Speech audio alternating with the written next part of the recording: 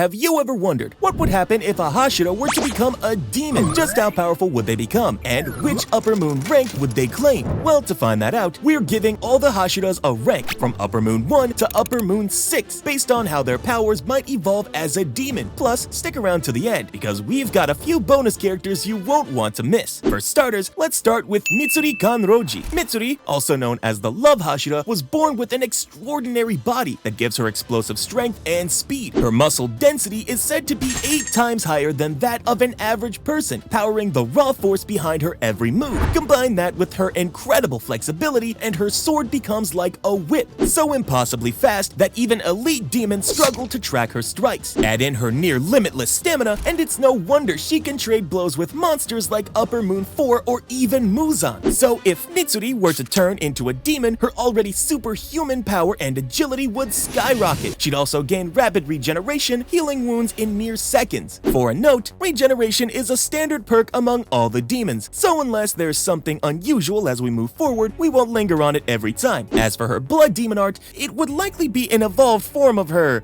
love breathing, perhaps manifesting love or pleasure as a tangible energy or force. This could translate into devastating, wide-ranging energy attacks or even mind-affecting techniques that overwhelm opponents both physically and emotionally. In terms of rank, even as a human, Mitsuri's strength sits well above what lower moons could handle. Considering she held her own against Upper Moon 4 as a Hashira, it's fair to say that in her demon form, she'd fit perfectly into the role of an Upper Moon 5. We talked about Mitsuri, but what about Obanai next? Obanai, known as the Serpent Hashira, was an exceptionally skilled and powerful swordsman. It was revealed that he was more or less blind in his right eye, meaning he ascended to the highest rank in the Demon Slayer Corps with only a single functioning eye. As a master of serpent breathing, Obanai's fighting style mirrored the movements of a snake, filled with unpredictable twists and turns that struck from impossible angles. He even incorporated his pet snake, Koboramaru, into his combat technique, using it to extend his senses and precision. In the final battle, Obanai demonstrated this mastery to perfection, matching a weakened Muzan's speed and ferocity while completely blind. That means, if he were to become a demon, his powers and his blood demon art would likely involve shadow manipulation or the summoning and control of powerful venomous snakes, perhaps with a potent paralyzing venom effect. His companion snake, Koboramaru, could be integrated into this ability as well, perhaps becoming a massive Hydra-like entity. This ability could complement his unique swordsmanship perfectly, making him an incredibly tricky and lethal opponent. Not only that, as a demon, he would also gain immunity to most poisons, further amplifying his danger. So for his rank, I think Upper Moon 4 suits him perfectly. Next up, Shinobu Kocho. Shinobu, known as the Insect Hashira, was arguably the fastest among all the Hashiras. Even Doma acknowledged her speed. Her entire fighting style revolved around using a modified stinger-like Nichiren blade to inject lethal, custom-made wisteria poison into demons. This technique proved powerful enough to play a major role in Doma's eventual defeat. However, Shinobu's one major drawback was her lack of brute physical strength. She couldn't decapitate demons with the usual method of killing them, and instead had to rely entirely on her toxins. But now, as a demon, that limitation would no longer exist. She'd gain immense physical power, turning her into a formidable close-quarters fighter without having to rely solely on poison. As for her blood demon art, it would likely revolve around her mastery of toxins. She could produce vast amounts of a deadly demonic poison capable of affecting even powerful slayers and other demons. She might be able to create an intoxicating mist or fog that disorients and weakens opponents, similar to Doma's ice abilities. She could even morph her body or create insect-like appendages to enhance her speed and poison-based attacks. So for her rank, I think Upper Moon 6 suits her perfectly. We talked about Shinobu, but what about Giyu next? Giyu Tomioka, known as the Water Hashira, is already one of the strongest and most skilled Hashira, capable of holding his own against Upper Moon 3 Akaza. Even Akaza, who has fought countless swordsmen in the past, was impressed with Giyu's skill, stating that he possesses finely developed swordsmanship. As the Water Hashira, Giyu stands as his generation's most refined water-breathing user, having completely mastered the style to the point of creating an entirely new technique of his own. During his fight with Akaza, he even awakened his Demon Slayer mark,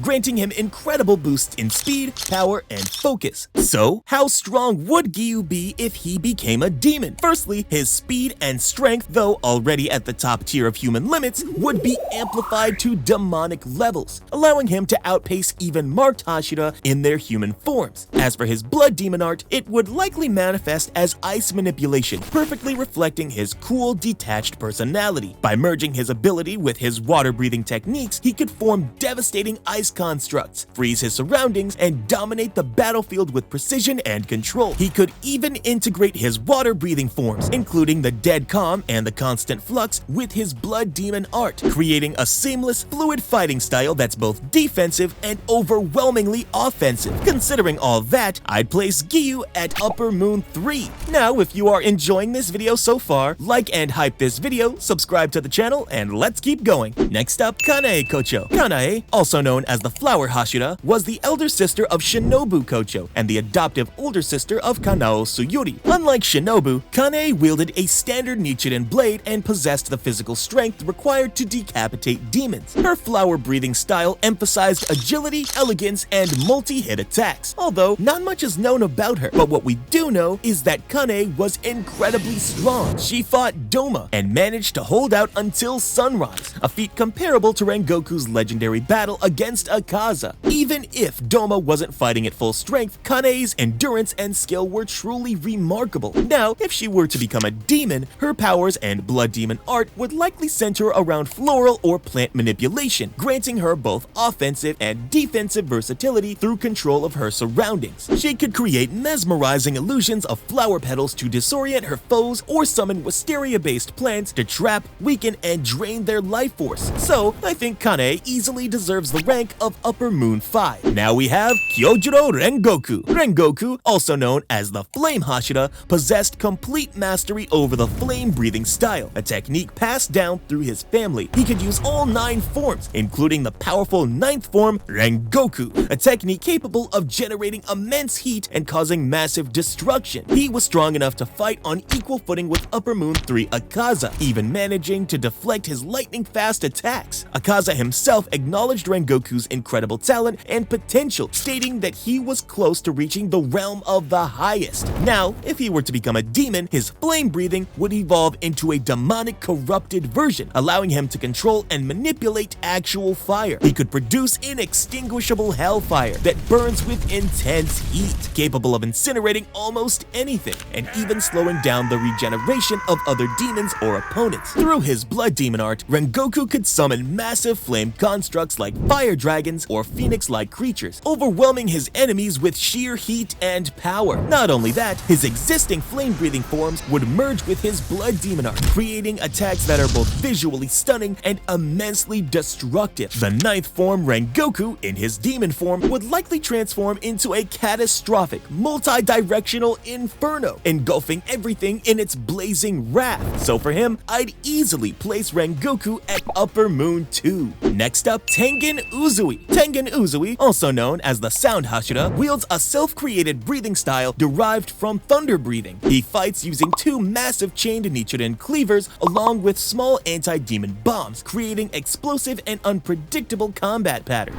Tengen's unique technique allows him to analyze and break down enemy attacks into rhythm, letting him read and predict movements with incredible precision. Combined with his shinobi background, he's a master of stealth, speed, and is even highly resistant to poison, making him one of the most versatile Hashira. Now, if Tengen were to become a demon, his sound breathing would evolve into something far more destructive, granting him control over vibrations, explosions, and resonance-based power. He could unleash focused sonic blasts that disorient, paralyze, or even cause internal damage, bypassing traditional physical defenses entirely. On top of that, he could manipulate vibrations in the air or ground to create localized tremors, destabilize enemies, or even disrupt the breathing techniques of other demon slayers. So I think he'd likely be around Upper Moon 5 or 4 level. Now we have Sanemi Shinazugawa. Sanemi, also known as the Wind Hashira, is an exceptionally skilled swordsman with complete mastery over wind breathing, a style known for its aggressive, fast-paced, and unpredictable attacks. He possesses one of the rarest blood types, which has an intoxicating effect on demons, causing them to lose focus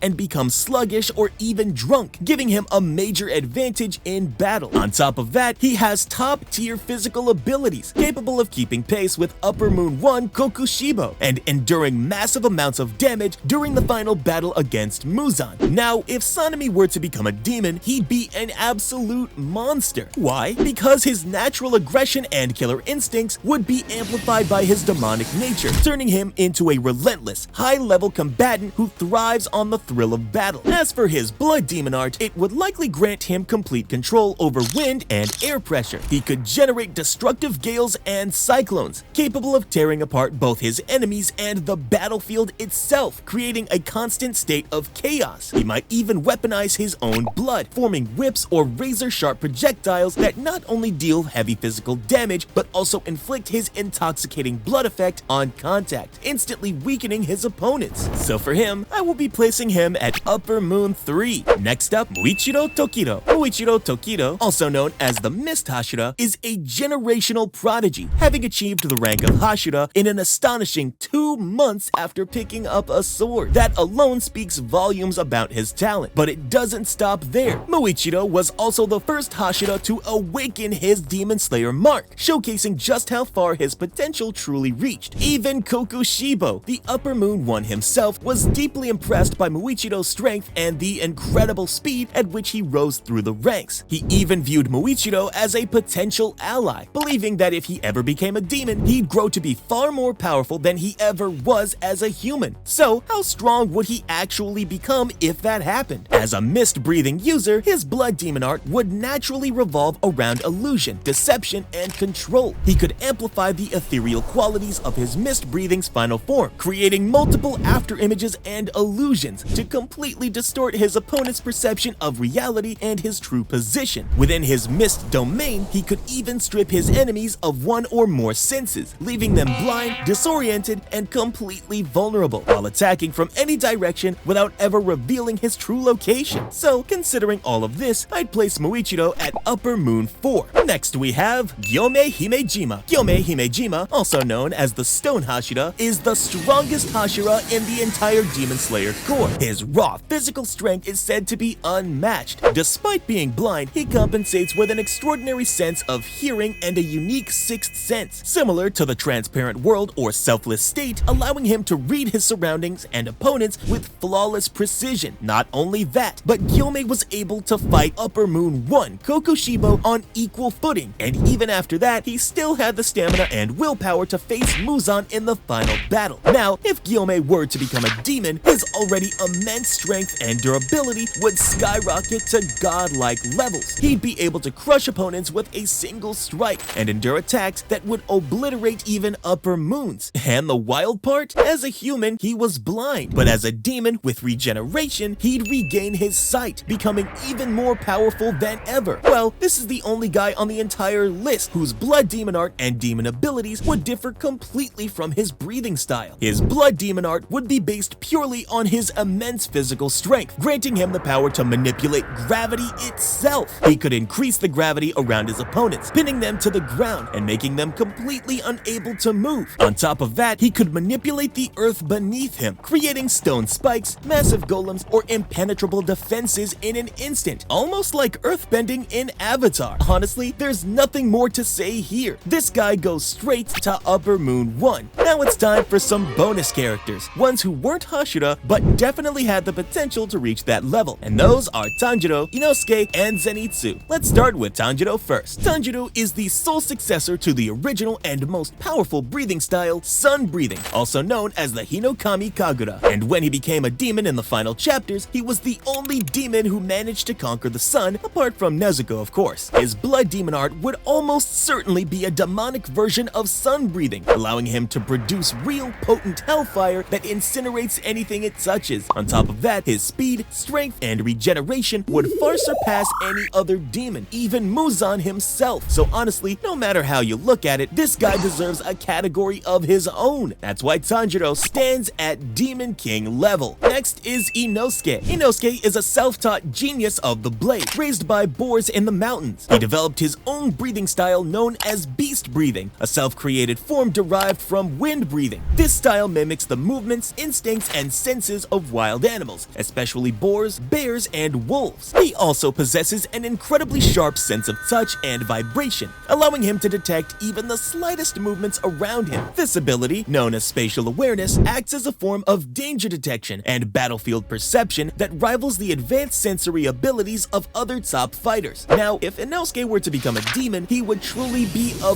beast in every sense of the word. His spatial awareness would likely evolve into something similar to Akaza's compass needle, allowing him to detect an opponent's fighting spirit and dodge their every move with perfect precision. On top of that, his wild and unorthodox fighting style, completely lacking traditional patterns or logic, would become even more unpredictable when amplified by demonic power. He wouldn't rely on standard forms or techniques, making it almost impossible for enemies to read his movements or even use the transparent world effectively against him. So for Inosuke, I'd place him at Upper Moon 3. And lastly, we have Zenitsu. Zenitsu is widely regarded as one of the fastest characters in the entire Demon Slayer series, capable of effortlessly blitzing upper rank demons and even top tier fighters. He's the user of thunder breathing, and although he only mastered its first form, he refined it to an extraordinary degree, developing variations like sixfold, eightfold, and its own Godspeed version, which moves so fast it's almost impossible to track. During his battle against Upper Moon 6, Zenitsu pushed beyond his limits and created his own 7th form, a self-developed technique that channels all his speed and power into one devastating strike, which he used to defeat Kaigaku, the new Upper Moon 6. Now, if Zenitsu were to become a demon, his already blinding speed would skyrocket to demonic levels. It wouldn't just be fast, he'd be unparalleled in both raw speed and reflexes, moving faster than most opponents could even perceive. Not only that, but his thunder breathing attacks would become even deadlier than they were when he was human. So, considering all of this, Zenitsu easily goes to Upper Moon 2. Click on this video next, where we made how fast can the strongest anime characters clear the Infinity Castle in Demon Slayer. Go on, check it out.